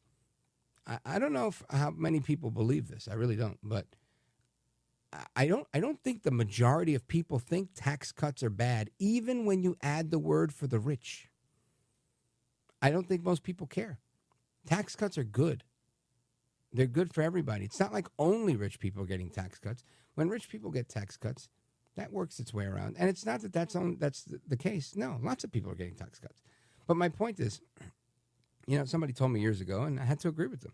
They were like, has a broke person ever given you a job, or was it a rich person? And I stood corrected, because that's the reality. Whatever you want to call a rich person. If you got a guy who's a plumber and he's making $220K a year, some people might think he's rich. Other people might think he's not making as much as his architect neighbor on one side and his lawyer neighbor on the other side, who are both making $300, $400, $500, $600, $700K a year. I get that. I mean, everything is relative. But the notion that tax cuts are a bad thing, they're not a bad thing. We should have more of them for as many people as possible. And if you look at the big, beautiful bill, it's clear where these tax cuts go. Middle and middle income earners, low income earners, they're doing well with tax cuts. So anyway, I just thought that was pretty interesting. Now, we're going to continue our conversation, switching gears a little bit to making money, right? There's a lot of talk about how impressed people are with President Trump's tariffs not being the end of the world that they predicted. Now, I want to talk about how the current economic position really translates into your life and my life and personal finance and, those that are trying to take a trip this summer, go somewhere with their family, go somewhere with their significant other. What does that look like for us, and how do we move forward, right? Because I think we're on the cusp of things getting better, but we're going to have that conversation straight ahead. Don't go anywhere. This is America at Night with Rich Valdez.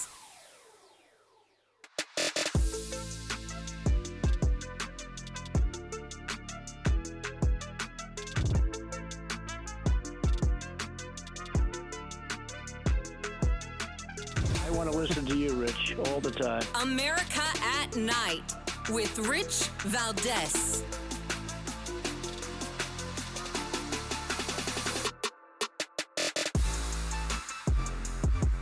What you see happening today is so far we're on a similar path where there's, again, no noticeable increase in inflation as a result of these tariffs. And in fact, not only that, but we put out a report a few weeks ago about how imported goods were actually getting cheaper relative to domestically produced goods. So that's a little snippet there from, I think it's CNN, talking about the current state of the economy. And I want to talk about that, about, us and what do we do, right? Everybody who's home, who's not Trump, who's not the Democrats, who's not the Republicans, but who's everyday people on Main Street, and what we can do to make more money so that we can do better for our families, better for ourselves, better for our futures. And I want to bring in Erik Weir. He's the head of WCM Global Wealth, and he's written the book, Who's Eating Your Pie? Essential Financial Advice That Will Transform Your Life. Erik Weir, welcome. Hello, and I'm glad to be on your show tonight. So thank you, Rich. Yes, sir. So let's talk about it. Obviously, there's a lot of advice that's out there, and people, I think, oftentimes get bombarded with advice. They don't, they hear so much of it, they don't know what to do. How do you help people see the forest through the trees? I tell you where it started with me is it's really reframing, and I'll give you an example. When I was a kid, I was in a car wreck, and I lost the ability to speak, and I had a bad stutter, right? And I go to a speech therapist, and they say, Erik, life's going to be hard, and the odds are you'll be a failure. And I was really taken back by that. And then she reframed it, and she said, or you can look at every conversation as an obstacle that you overcome, and over time, to overcome many, many obstacles, and life will get better for you. So the short story is I did a lemonade stand, and I discovered very quickly that when you stutter, you get tips, right? So in 1972, I made $60 selling lemonade as a kid because I stuttered, and the parents it's like gave a me fortune. tips. And that's like $600 today, right? Yeah. So when I meet people today, I'm like, it's really reframing. So what with your skill set can you reframe? Can you make your lemons into lemonades? And for me, as a kid with a stutter, for me selling lemonades near a school, that was a reframe. And but for somebody else who knows how to paint by the hour, maybe they partner with somebody who remodels houses, and they get a piece of the upside. So it's just reframing. Well, spend a little more time on that, because I think that is a brilliant piece of advice about looking at each obstacle as an individual success, which is honestly I think I've heard them all, and I have not heard that one, at least not framed that way. How did you zero in on that? Was it just that woman, or was it like no? It was that. It was trial and error, but it was that. But I just found out through life that things. I'll give you an example. The Apostle Paul, 2 times had a thorn in his flesh and said, "God, please take this from me." And God says, "My strength is sufficient." So he had to reframe that and realize that God's strength was sufficient for him, and that's all he needed. And I apply that to that same principle, hey, in this situation, like I have a failure, or I have a setback, or I have a stutter, or I've seen my parents go through bankruptcy and then come back. So they just reframe the situation so it doesn't define you. You learn from it and you build upon it. And probably the best example that I've shared is a guy that I talked to at a marriage conference who came in and just had filed bankruptcy. And I said, well, what's going on? He said, Erik, I've lost my car, I've lost my house. The year was 2009. He said, I was a real estate agent 2006 and 7. I was making over $150,000 a year. I got a mortgage, I borrowed money on a car, and I've lost everything. And worse than that, I've lost the respect of my wife. And I'm like, oh my gosh, it's a horrible story. And I said, well, would you mind if we reframe that for you? And I said, yeah. And I said, if you couldn't fail, what would you seek to do? And that's where it starts. If you couldn't fail, what would you seek to do? And he got the clarity. And he said he would buy a textile mill in his town in North Carolina. And I said, why haven't you bought it already? So you go back to why haven't you already done it? And why is it now the time? And he basically said, didn't you hear the story? I don't have any money. So the textile mill was for sale for $2 million. And I said, well, offer all cash, $500,000. He goes, Erik, you didn't hear me. I don't have any money. I said, just do it. And I said, well, why would you buy it in the first place? He goes, well, the copper's worth $1 million in the secondhand market. The brick's worth $1 million. It's old antique brick. And the old wood's worth $1 million, right? So the value of the parts exceeds the value that he would have to pay. So he did it. Long story short, he went to the people who would buy the used copper, the bricks, and the wood, and they wired into an escrow account for an attorney a third of the money. So he had $1 million in escrow, and in 30 days he closed on the building, paid cash, had $500,000 left over, and made another $1 million on top of that. Wow. And that happened because he reframed it. And had he not had bankruptcy as a real estate agent, he'd still be doing that today. Not that that's a bad thing, but he was able to reframe. And I find that sometimes when we're at our lowest, at our most difficult time, where we have needs that exceed our abilities, it's a good time to pause and say, how can I reframe and think outside the box?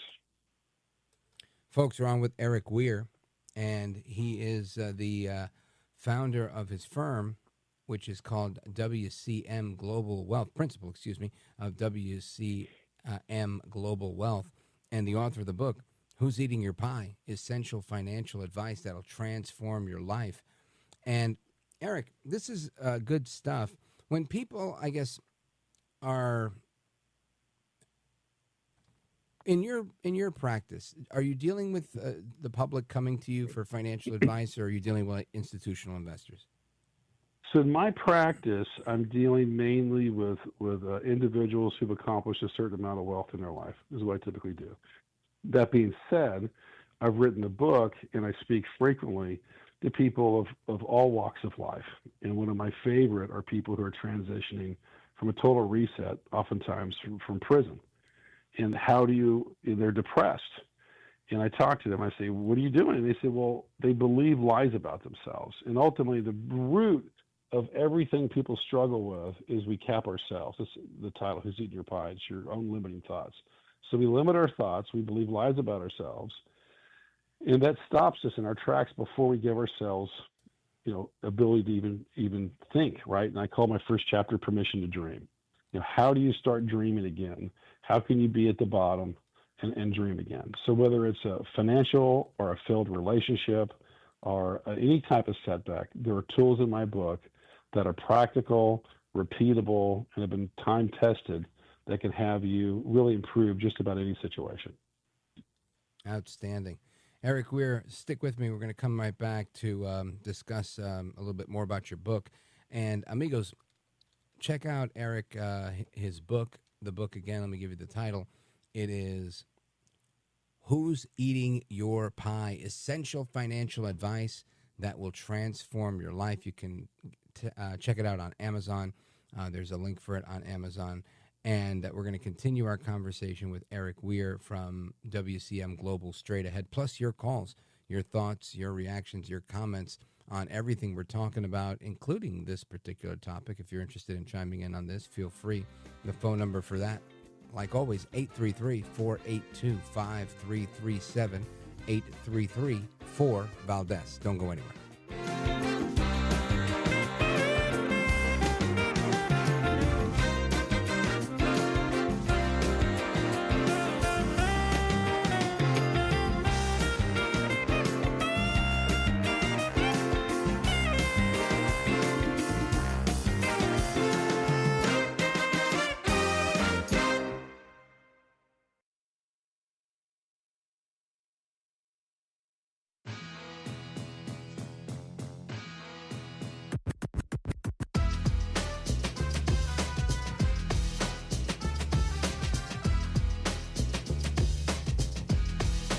Voted best head of hair in live late night radio 6 years in a row. It's Rich Valdez. All right, amigos, we continue our conversation with Erik Weir. He's the head of WCM Global Wealth and the author of the book that we've been discussing. And I recommend picking up a copy and sharing it with a friend because it's an interesting story thus far. Who's Eating Your Pie? Essential Financial Advice That'll Transform Your Life. Erik Weir, you made $60 way back when you were selling lemonade. And when did the light bulb go off for you that I need to write a book about this? Wow, that's a great question. So it was 1972 is when I made that money. And I started listening to tapes by a guy named Zig Ziglar. And love him. Isn't he amazing? And I had the privilege of telling him my story when I was 18, and it meant so much to me.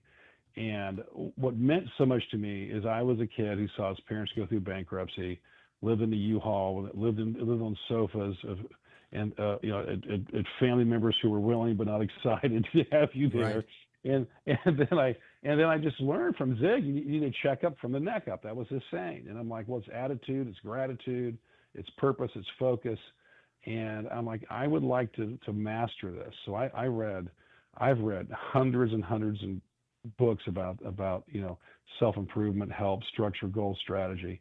And I thought, if I can reach one kid who has a stutter like I did, or somebody who's down and out, or they had a broken marriage and they're starting over, if I can help them have hope and give them steps, because I say hope is not a strategy. Strategy is a strategy. Give you fundamental strategies that can transform your life. That's practical. It doesn't take a college degree. It doesn't take any money. It just takes a purposely taking time to reflect and reframe your situation and think outside the box. If I could do that for one person, it'd be worth it. And I wrote the book during COVID because there was so much depression, separation, and anxiety among people where they were losing hope. And I thought, oh, now's the time to write it. And I had extra time because, I wasn't going to the office, people were reclusive. So I took advantage of that time I had that I would not have otherwise had to write this book. Erik Weir, do you think that the way you made $60, which, like you mentioned, the equivalent of $600 today, selling lemonade as a kid, capitalizing on your stutter, do you think that just anybody can build wealth like that today? 100%, and it's probably easier today than it was then with all the tools we have of eBay, of Amazon, of all the different online sources to Craigslist. It's doable. And I'll give you another example. And it wasn't me, but I observed. I lived in San Francisco for a while. And there's a woman who founded a company named Shabby Chic. And she was divorced, had 4 children under 12, and said, there's nothing I can do. Then she said, let me think about it. I can go and buy furniture, wicker furniture and furniture in the Bay Area for $20, $30 an article. I can paint it. I have my kids paint it because it's supposed to look shabby. Then I'm going to sand it and beat it with a chain. So she did that. And she started selling furniture for $500 to $700 the next week. The same furniture she just paid $20 for, right? Wow. And then she built a $100 million empire and sold it. So it's not, these are amazing examples, but it could really be as simple as, detailing the car. It could be as simple as washing windows. It could be as simple as, cleaning somebody else's house, or you can go on and on. It's endless. But it's each person's own ability to what they think they can deliver well, and then are they willing to take rejection? Somebody's telling them no, because that's going to happen. And then to the ability you can push through that, I think it's unlimited, and it really can apply to anybody. I'm gonna guess that the answer to this is both and, but what's a better approach based on what you recommend in the book? Investing in real estate or investing in the stock market, or let's say crypto?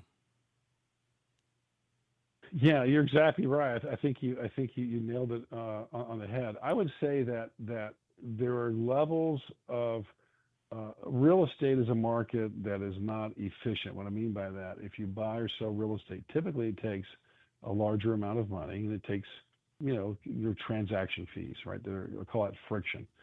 So, but because it's illiquid, you can also oftentimes get opportunities that are dislocated, meaning better than normal. So I like real estate.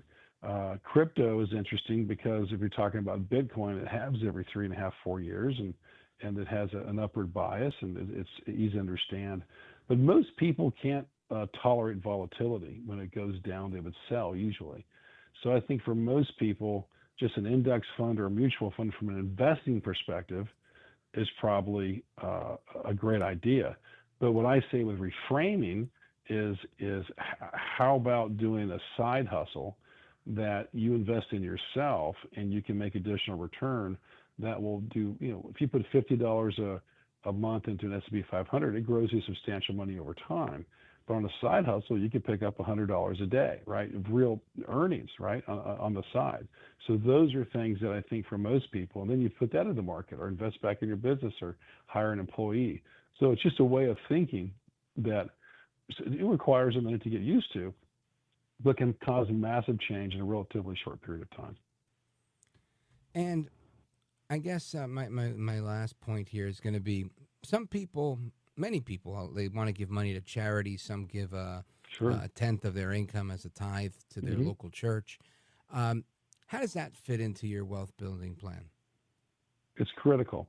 And I think charity is one of the most amazing things. And I'll give you an answer in two ways. Harvard did a white paper, and it was not a religious white paper based on any kind of denomination or giving amount. But they found that people that gave money away charitably, whether it's to causes of faith or otherwise, had more wealth by orders of magnitude than those who did not, with the same education, the same jobs. And the come away is when you begin to give away money and live generously, money loses its control over you, and the fear of losing it loses control over you, and your ability to take reasonable risk and try new things is more likely if you don't have that fear. So that's number one. Number two is you can give of your time, your talent, or of your money. And I tell people, if they can't give away financially right now, go volunteer a half a day at a shelter, and it'll do two things. It will reframe your life and give you tremendous gratitude for where you currently are, and you'll probably meet some people, and you can encourage them along the way. Outstanding advice. Erik Weir, let everybody know how they find you, how they get a copy of the book. Yeah, sure thing. It's available on Amazon or Goodreads. It's Who's Eating Your Pie by Erik Weir. Or you can find me on Instagram, and it's at ERIKWEIR at Erik Weir. Outstanding. Really appreciate the conversation. Excellent advice. Godspeed to you. And thanks for joining us, brother. It's my pleasure. Thank you very much. You bet. And amigos, we continue with your thoughts, your calls, your reactions to everything that's going on. Keep it locked right here. Don't go anywhere. This is America at Night with Rich Valdez. Call now, 833-4-VALDEZ. That's 833-482-5337. 833-4-VALDEZ. That's Valdez with an S.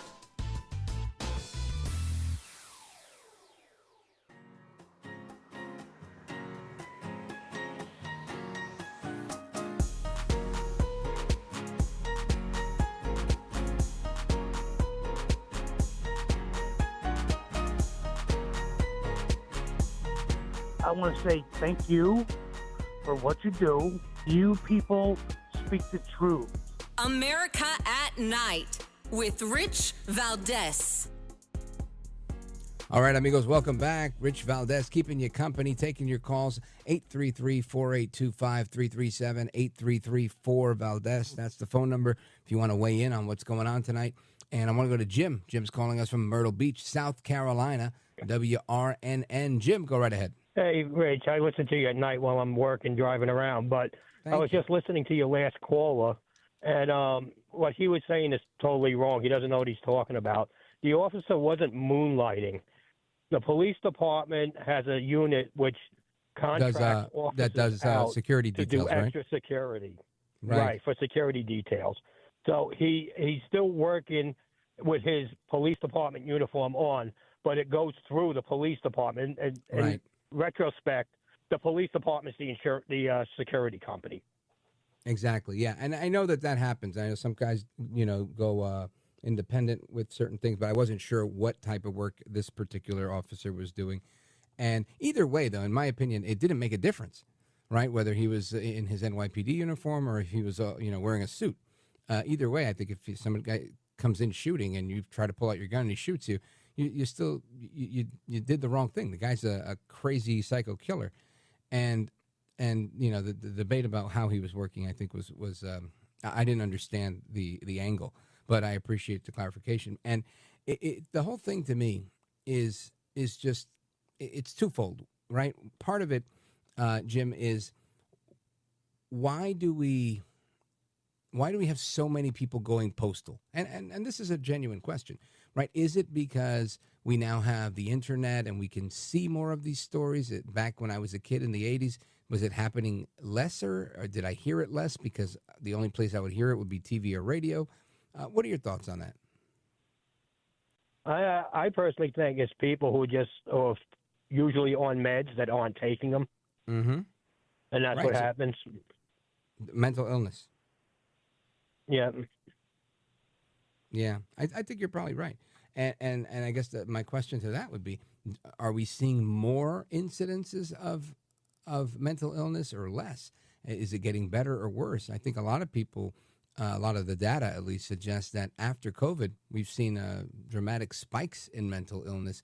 And I don't know if that had to do with this particular situation or not, but I can tell you from the video I saw, I mean, the photo of the guy, he looked crazy to me. Right? I hate to use the word crazy, but that's the word that came to mind. He looked like a stone cold psycho killer in the image that was shared online, the one where the people from CNN said that he was possibly white. Yeah, I saw that too. And I'm like, when I first heard about it, I was watching on TV. I looked at it and I'm like, where do they see he's white? I got a color TV. Right. So I turned around and I was like, this isn't making sense what they're saying. But when he was walking in, he was on a mission. He knew what he was going to do. Exactly. You know, unluckily, he got off on the wrong floor.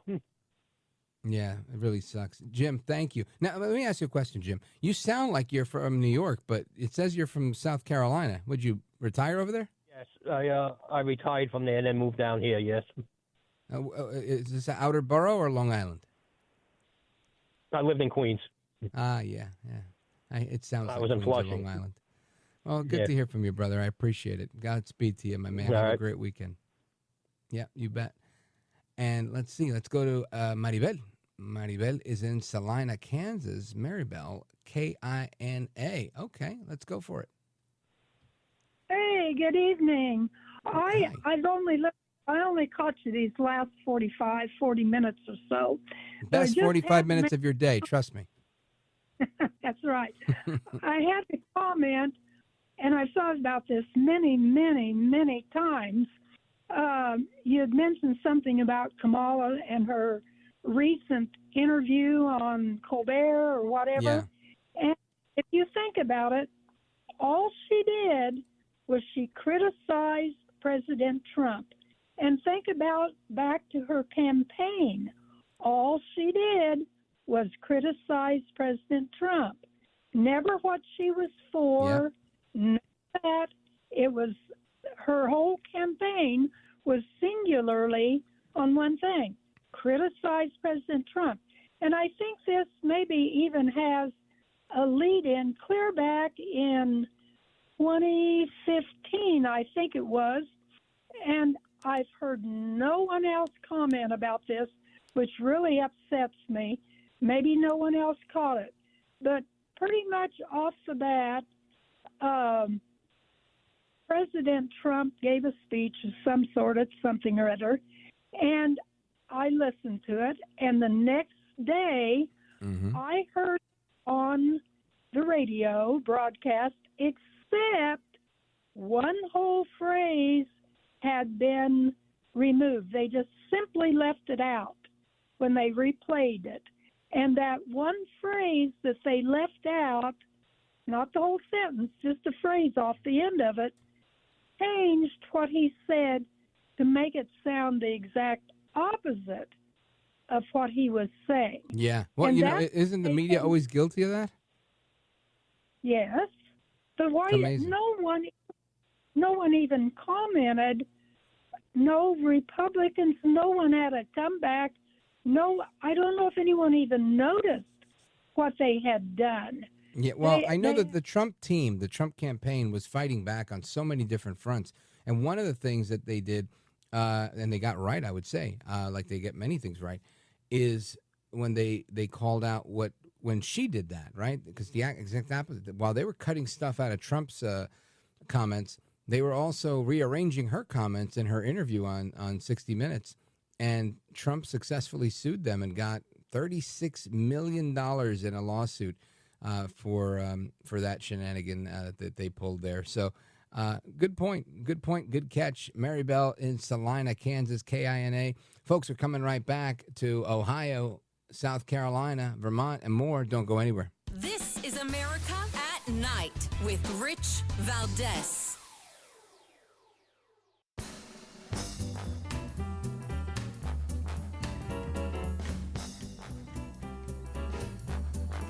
All right, to the phones we go. I want to go to our buddy Paul. Paul from Zanesville, Ohio, WHIZ. Paul, what's up, brother? Been a while. Hey, Rich. Hey, yes, it has. Glad you're doing well. Hey, Thank this you. is Friday night, and we can let our hair down a little bit. You and Yes, I sir. got about as much hair as you. Yeah, and it's Friday. So you had a question last night, or not a question, but excuse me. You wanted us to see what we thought about this 30-minute pleasure session at work. Right, from that company in Spain that introduced that. Right. And, you know, I worked in construction for 35 or more years. And, you know, if you had got caught doing something like that, and we did catch a couple people or something, man, you would be so stigmatized.